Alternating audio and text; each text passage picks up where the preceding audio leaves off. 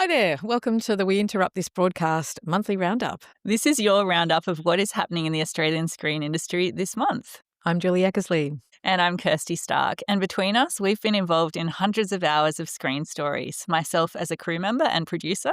And me as a producer, actress, and a commissioner. We're here to bring the industry together, start a conversation, and most importantly, keep you up to date on everything that's going on. Make sure you subscribe to keep getting alerts on new episodes. And let's get into it. Hi, Julie. Hi, Kirsty. I don't know whether to laugh or cry or celebrate. It's my very last podcast on We Interrupt This Broadcast. I know, our final roundup of the year, and I'm going to miss you so much. It's been such a joy working together. It absolutely has. You are incredible, and it's been great getting to know you as well. And thank you to everyone who's supported this over the year. It's been an amazing year. So as we wrap up December, this crazy year that was 2025, what have you been up to, Kirsty? As mentioned in the last episode, I headed over to Japan. I was on the jury of the Japan Prize, and it was an amazing experience. It was 12 jurors from around the world. We had these really beautiful discussions across cultures, and the work is phenomenal. So I'd love to find a way to bring some of those shows to Australia and make them available here. I know that this has been a conversation that's come and gone over the years, but it just feels like we really have such an opportunity to work more closely with Asia. I think now is a great time for us to look at new partnerships with our Asian neighbours, and particularly as language becomes less of an issue because, the AI tools are just getting better and better in terms of being able to have things in multiple languages. Anyway, that's one of my kind of watch this spaces. Let's look at what's going on in Asia and become more aware of it because we really don't have it, apart from Korea, of course, which has come into our vernacular, but lots more opportunity there. Yeah, we had incredible hosting by the Japanese team, mostly from NHK, the public broadcaster over there. And we had jurors from Malaysia and Taiwan on the panel who are doing incredible things in their own work locally. And meanwhile, I'm loving my job at Screen Queensland and loving the Queensland screen industry. Oh my goodness, I just keep hearing extraordinary things that are going on here and meeting extraordinary people. It's so exciting. Apart from that, I'm just in Christmas party mode. It's time to party. One thing I'd love to just touch on is our Spotify Wrapped results. So we didn't realize as first-time podcasters that when everyone else gets their Spotify Wrapped about what they've been listening to throughout the year, we got a Spotify Wrapped about the podcast. And the podcast is a number one listen for 148 of our fans and a top 5 for 439 fans. How beautiful is that? Thank you, fans. That's really amazing. Very, very exciting. The other interesting stat was that as a debut season, we were more popular than 96% of other shows that launched in 2025. So that just feels unbelievable to me. It just shows what happens if you just consistently put out content, which is a lesson for all of us. I think consistently putting out content and also understanding who our particular niche is and trying to serve them the best we can. Because alongside that, we've received more shares across the year than 98% of other shows. So again, thank you so much to people who listen and who share. It's part of how we can make this sustainable and also how we can achieve our objective of trying to add a whole lot of value and intel and insight and make it really easy for you to stay across all the changes that are happening and get the tools that you need to thrive in this new media landscape. Absolutely. So yeah, it's been an amazing year for the podcast. I'm so sad to see Julie leaving, but we will be announcing our new co-hosts. Yes, there is more than one in January. You're going to love them, I know. They're going to bring so many new things to this podcast. I'm really excited to move into becoming a listener. I'll become one of the top fans through 2026. Awesome. A lot of big news to cover this month. It feels like everyone's decided to get their news in before December finishes. So I just was taking so many notes across December. Big thing to discuss first is the streaming quotas. So the legislation has now passed. Key feeling across the industry I've been picking up is relief, and also that there was that extra $50 million that went to the ABC over 3 years with a focus on obviously local content, particularly drama and kids. What are your key takeaways and points about the quotas at this point in time, Kirsty? I think the consensus is that it's just great to have them across the line. We now have something in play. It's a first for an English speaking nation globally. So we are a world leader in that sense. It's not going to be the massive savior at this point that it could have been and really drive that local production, but it will mean that the streamers need to step up. So much work has been done, and we should just acknowledge, from SPA and the guilds to all of the people who work behind the scenes to key actors to everyday people who got together and had working groups to make it happen. It is really great to have that baseline for our industry moving forward. Yeah, and Documentary Australia and the Save Australian Stories campaign as well were huge advocates. So, a lot of work by a lot of people over really a decade to get this happening. It's nice to see it in place before the new year. The drama report has also come out, Screen Australia's drama report. What are your key takeaways from that, Julie? Because we have seen a record spend. Well, there was a headline. Jackie Feeney from Screen Queensland did repeat with great pride that Queensland won the Screen State of Origin. Most money spent was in Queensland, and 85% of that was due to the incredible service work that happens here, which is amazing. I think, we can talk about local content, which is obviously really, really important, but the service work provides a lot of jobs, brings a lot of money in, and really raises the profile. So that is an important part of our ecosystem as well. One of the complexities I think of the drama report is that it doesn't quite talk to the issues. The way that things are reported and the way that the numbers look, it can look on paper like our industry is thriving. And we know that that's not true. What were your key takeaways? If we look at the numbers, it was a record spend of 2.7 billion in 24-25, which is a 43% increase on the previous year. Of that, 1.1 billion was spent on Australian titles, so local Australian production, which is obviously less than half. Expenditure on children's content really went down, $34 million in expenditure, which is 41% down on the previous year. And that's on the back of some really significant declining years before it. So another 41% is like a huge decline if you look back 5 years on those numbers. Absolutely.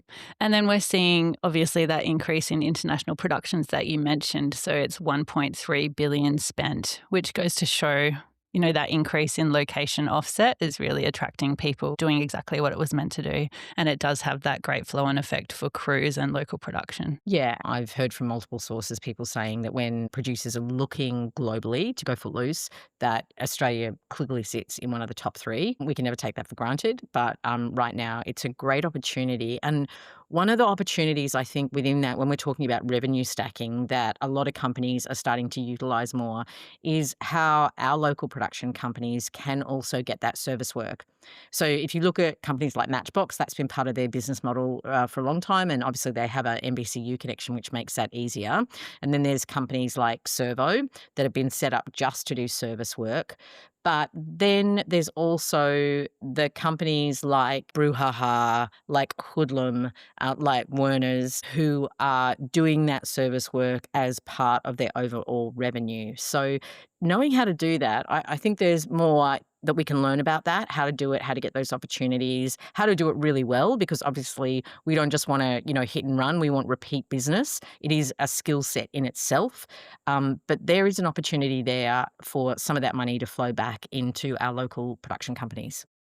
Yeah, and we've seen crew and actors do it for years. You take on a high income job that supplements your ability to do the passion projects that you really care about. And that is a great opportunity to take advantage of that location offset and that intake of international production and use that as a foundation for telling the Australian stories that you want. I think it's also worth mentioning on the local content expenditure. While that investment value increased this year, the number of titles and the hours produced decreased. We're seeing higher and higher budgets, and we're seeing that money go to high-level, top-end productions, and that middle ground is continuing to fall out of the market. Yeah, and I think that is one of the factors that we should be aware of with the quotas. Like the quotas don't mean that the money will be spread more evenly across the industry. I think we're likely to see more top end work. So again, looking at how that middle can be sustainable, looking at what new media formats, if you've got IP, how you're working with your long tail, like all those elements are still really, really important. And the other big piece of local news is that the under 16 social media ban has officially been put in place. Yeah, and this is another world first. It's a complex issue, but as mums of kids that are under 16, we were both pretty happy to have that in place. It is clear that this can be damaging, and it's not all platforms. I think there's some things that we should kind of define here. So the platforms that have been banned for under 16s are Facebook, Instagram, Kick, Reddit, Snapchat, Threads, TikTok, Twitch, X, and YouTube. And really, what is trying to happen here is that there is an awareness amongst people that these can be damaging, not only in the way that content and the social interactions that can happen on those platforms, but also the time spent. And I'm really proud of us in Australia that we've led the way here. I saw already that Reddit has come out with a lawsuit to try and shut this down. Be interesting to see how that goes. Yeah, I think it will be. And obviously, there's a lot of teething issues getting this underway. There's people that have still been able to set up accounts using birth dates that are different to their real birth date with no issues. There have been people using VPNs to get around the ban. But I think overall, it's going to have a net positive effect. One of my concerns early on was that children are going to lose the positive benefits of social media. But just in the case of YouTube, for example, which is obviously the most relevant to our industry, they still can access content without logging in. So you can still watch videos, you can still access it in all of your browsers, you can still access it through the YouTube app. What it means is that they can't have their own accounts to post content, they can't interact in comments, and they can't get personalized recommendations through the algorithm. And the algorithm part is what's most scary to me because that's what hooks you in, that's what gets you into these rabbit holes, and you end up spending time and going to places that you're not intending to. So if you can log on and watch content in an intentional way and not lose that access, I still think that's a net positive benefit. Yeah, that's a really clear distinction. It's not the watching of it that has been banned, it's the having the account, the logging in. And I think you're absolutely right about that algorithm. And when we're looking at some of that toxic young male influence that we've seen play out, the algorithm feeding that, grabbing that, hooking people on and taking them down those rabbit holes is really dangerous. And just to clarify another point, kids can't be fined for watching it. That's not what this is doing. But platforms can be fined up to $49.5 million if they're not seen to assist with enforcing this. Let's move internationally now and talk about the big news this month, which is the Warner Brothers Netflix Paramount saga. The key thing that I find interesting about this is the long predicted consolidation of media. We're going back to the days of 7, 9, and 10, but this time on an international platform. What do you see in this deal and the potential here and how it could impact us here in Australia? Well, let's give a little bit of context for those who haven't been following the story along, because it took me a little while to get my head around it. On December 4th, Netflix won the bidding war to purchase Warner Brothers Discovery. So that's a whole suite of assets, including all of its film and TV studios, HBO, HBO Max, and all of their back catalogues and IP. So that's titles like Friends, Harry Potter, the DC universe, The Big Bang Theory, ER, Gilmore Girls, Looney Tunes. So it's a massive amount of IP. And obviously the play there is wanting to be able to consolidate that onto the Netflix platform. So their bid was reportedly $28 per share, US dollars, with a $5 billion breakup fee, which I find really interesting. So that essentially shows a commitment to them going through with the deal, because if they don't go through that process, it's a huge fine to get out of it. So then the industry responded, and it's been pretty damning overall. As you say, most of the concern is around that consolidation of media and what it means for creators, competition, anti-monopoly laws. People are concerned about eliminating jobs, pushing down wages, worsening conditions for entertainment workers. And they also think that prices for consumers will go up without that competition there, as well as less diversity of content. But then there was a plot twist, right? Dun, dun, dun. Exactly. So then a few days later, there was a hostile takeover. So this is an official term for what happens when a company rejects a buyer's offer. So in this case, Warner Brothers Discovery rejected Paramount and went with Netflix. But Paramount has come back with a higher all cash offer of $78 billion US, plus taking on the existing $40 billion in debt. They've set up a website to campaign directly to shareholders, and essentially this puts a spanner in the whole process and means that we need to go through scrutiny from regulators, fairness hearings around the deals, and potentially even shareholder lawsuits. So it's going to be going on for a while. I mean, at least a year is what I'm hearing. It won't be quick. And, your heart goes out to everyone who's employed for those companies, because when you're in that situation, we know that it's a really tough time and things kind of go on hold. Yeah. So Jane Fonda has been one of the key people speaking out against this consolidation. And her quote is that regardless of which company ends up acquiring Warner Brothers Discovery or its parts, the resulting impact is clear. Consolidation on this scale would be catastrophic for an industry built on free expression, for the creative workers who power it, and for the consumers who depend on a free, independent media ecosystem to understand the world. So no matter what happens, I think for us in the Australian context and for independent filmmakers in general, what we really need to be thinking about is leaning in more and more to those business models and opportunities that we've been pushing on the podcast all year. We're going to see theatrical being more focused on premium releases.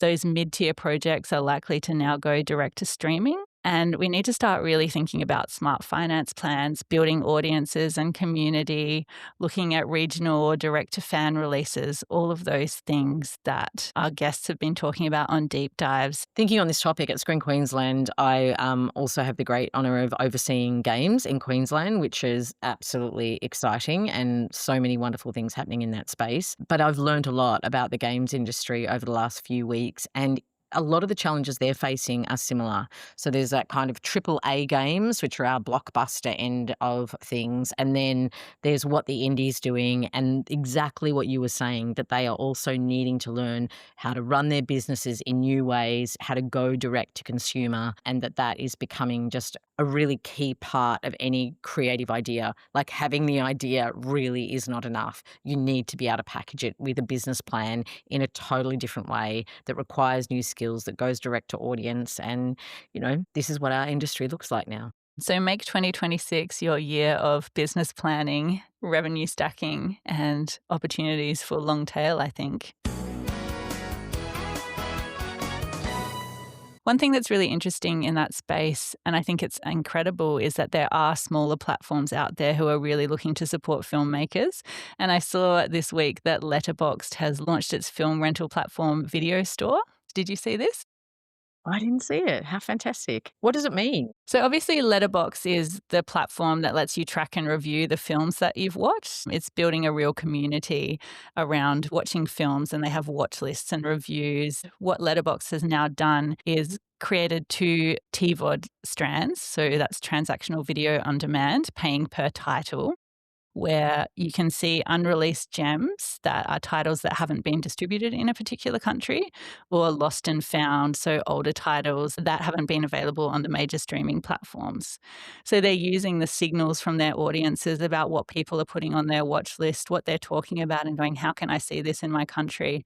And they're working with distributors to license those projects and make them available more widely, which I just think is really cool. So cool. And it comes back to this rise of these niches and then platforms directly serving that, which is, again, a really exciting time of opportunity. Yeah, so I think there is opportunity there as a filmmaker. Start now, build your audience, get people talking about it on Letterboxd, and get them putting your film on their to watch list after your festival run or during your festival run, because that's going to trigger the Letterboxd team to go, oh, hey, people are wanting to see this. Putting more power back in the hands of filmmakers, I think, is always a good thing. Hopefully more money. What I do like about it is it's that pay on demand model. So it's not a subscription where you're taking cents to the dollar. The pricing in Australia is between $7.99 and $24.99 for a rental. So you would hope that a significant portion of that goes back to either license fees or directly to the filmmakers. Let's have a look at some quick news from around the industry. Firstly, Lottery West has given Screen West a record breaking grant of $10.8 million to invest back into the WA screen industry. So that's cool. And a good time for WA. Obviously, the Perth studios are opening soon. So putting that investment into local production, we'll see a lot happening over in the West.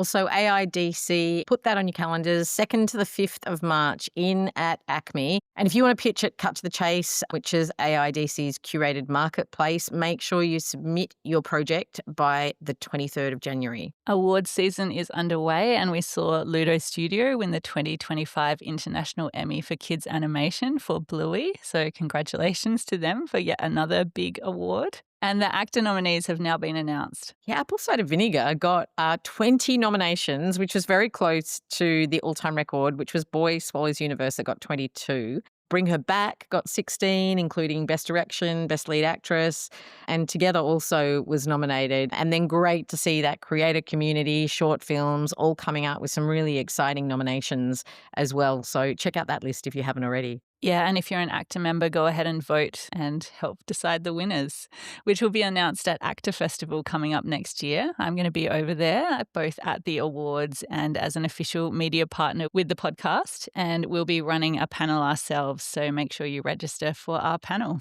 And also be at the Actors. Screen Queensland have teamed up with Changer Studios to run a series of sessions about bringing the creator economy and creators together with the established media sector. It's the only place where we really can intersect those two, and we've got a great lineup that we're planning. So there'll be more information about that soon. One of the things I love about the actors is they do have that focus on the future. So they've got that Screen Industry Careers Day as part of the festival. And Afters is going to be at Actor Festival as well. They're one of our podcast sponsors and also a sponsor of the Actor Awards. And they've got a session that they'll be running on tomorrow's Screen Workforce. They'll have guests from Netflix, Spectrum Effects, and really talking about how screen companies are investing in those workforces and strengthening expertise and educational pathways. There's some amazing premieres happening at the Actors this year. 2 years later, the drama from Hoodlum that's with Paramount Plus will be screened there. And also this amazing documentary that I've been hearing so many exciting things about from Baz Luhrmann.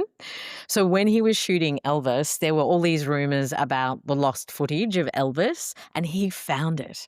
And he's cut it into a Baz Luhrmann style documentary, which is, must be a feast within itself. But this never before seen footage of Elvis Presley, and people who've seen it say it takes you inside what it was like to be Elvis in a way that's never been seen before. Back to awards season. So we'll put some links in the show notes for a lot of these, but ACTA has announced their Wake in Fright recipient as well as the finalists for the Reg Grundy Award. Several Guild Awards have taken place, including the Australian Screen Editors Ellie Awards, the Australian Screen Sound Guild Awards, and the Australian Cinematographers Society State Awards. So we'll put all of those winners lists in the show notes. And a really exciting piece of news, Australian cinematographer Benjamin Bryan has won the Golden Frog, which is the top prize at the Camera Image Festival for cinematography in Poland for Iron Winter, a feature documentary. So congratulations to Benjamin. And the musical chairs in the industry continues. Caius Hepworth, who is an incredible woman and an amazing leader, has stepped down from Screen New South Wales. I hope we see her in another big leadership role soon because she is such a fantastic part of our industry. Lisa O'Meara is departing from Screenworks, also has had an incredible legacy there. And Nick Hayes has been appointed the new CEO of Independent Cinemas Australia. Another thing to flag is that there's been no announcement as yet on the new managing director of SBS, but I've heard whispers that will be coming soon.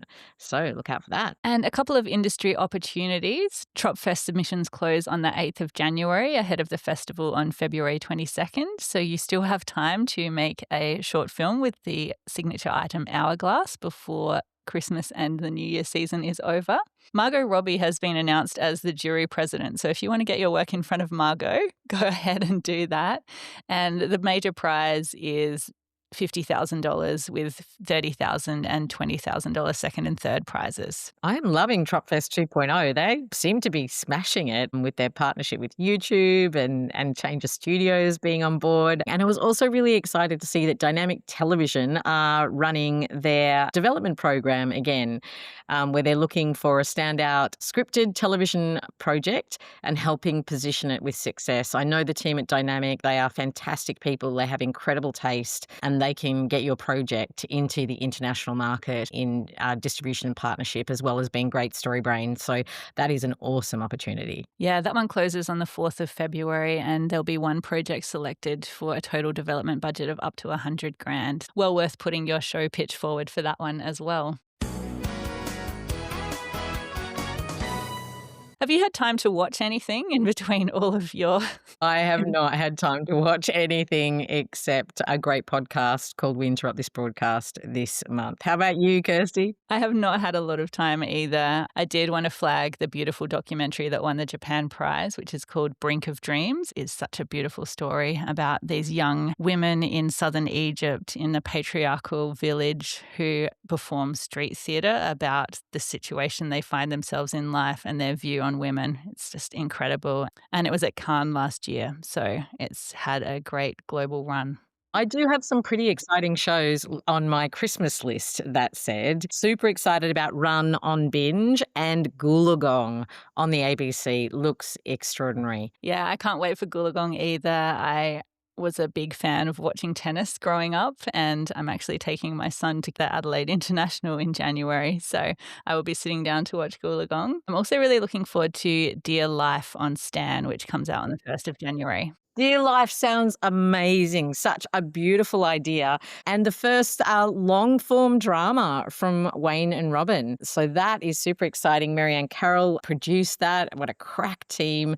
And yeah, cannot wait to see Dear Life. Yeah, and if you're lucky enough to be one of the few Australians heading to Sundance, it will be the final Sundance in Park City from January 22nd before they move over to Boulder.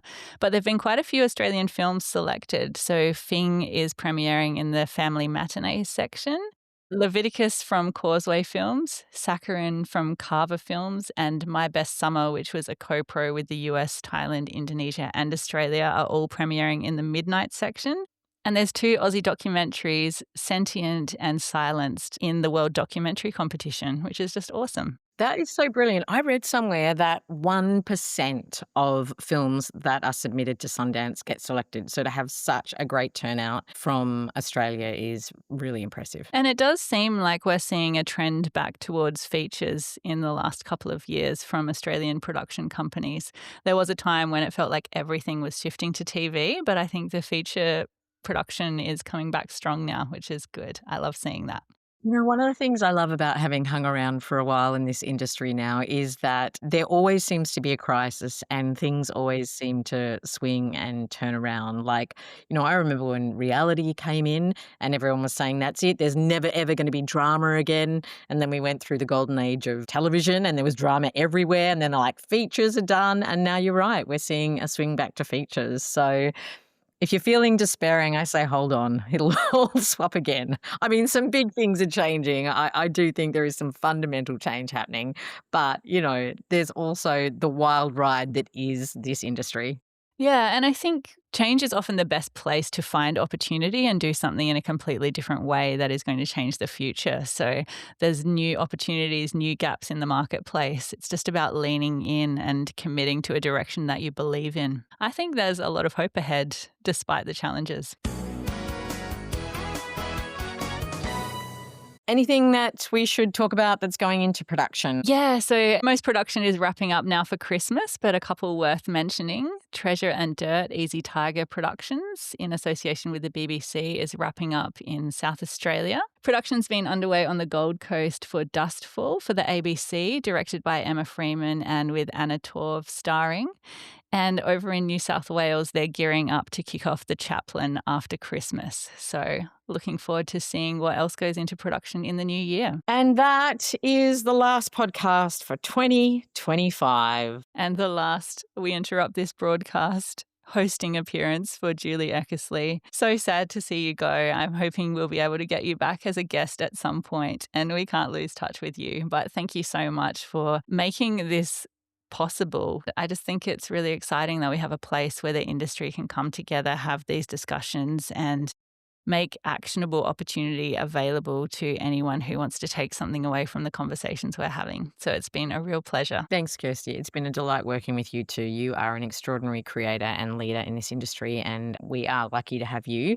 And thank you for all your hard work. There's a lot that you do behind the scenes in particular that people don't know about, but it really has been a labor of love, and we're thrilled to have done it. And I'm excited about the next chapter and excited that new blood is going to step in and take it in different ways. I'm thrilled to have been a founding member and excited to see what happens next. Thank you so much, everyone, for listening. Thank you to everyone who's done an interview with us. I've learned so much from all of you, and I look forward to continuing all those conversations in real life. It's been a really amazing year. So this is officially our last episode for 2025.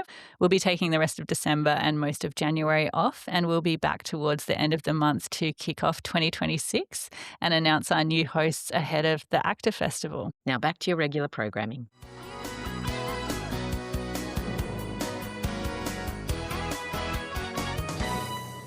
We Interrupt This broadcast is recorded on the unceded lands of the Bunurong people of the Kulin Nation and the Kaurna people of the Adelaide Plains, and we acknowledge them as the traditional custodians and first storytellers of these regions. Always was, always will be.